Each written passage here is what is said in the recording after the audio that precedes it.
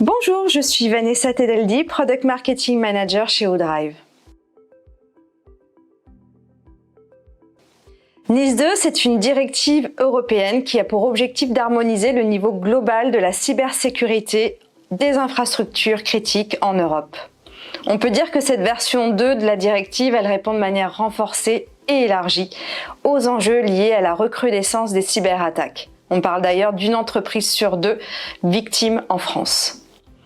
La directive NIS2 est en cours de transposition par l'ANSSI en droit français et elle doit entrer en vigueur au plus tard le 18 octobre 2024. Avec NIS2, le champ d'application de la directive est élargi. On passe de 1500 à 15 000 entités ciblées en France. La catégorisation des acteurs change. On parle d'entités essentielles et d'entités importantes. La taille des entreprises ciblées évolue. Il y a des PME de plus de 50 salariés qui sont ciblées et également des administrations de toute taille.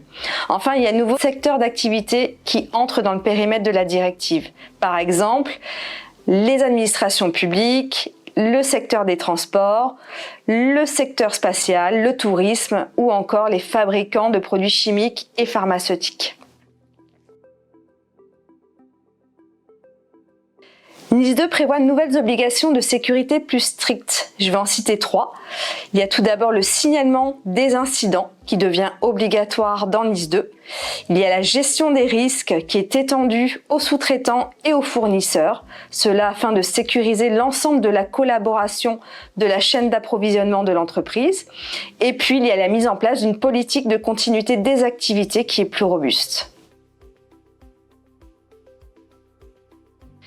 La conformité est une priorité pour les entreprises qui manipulent des données sensibles. Il est donc essentiel de se préparer dès maintenant. En tant qu'éditeur référencé par la Fédération française de la cybersécurité, ODrive vous accompagne avec ses solutions qualifiées SecNum Cloud par l'ANSSI.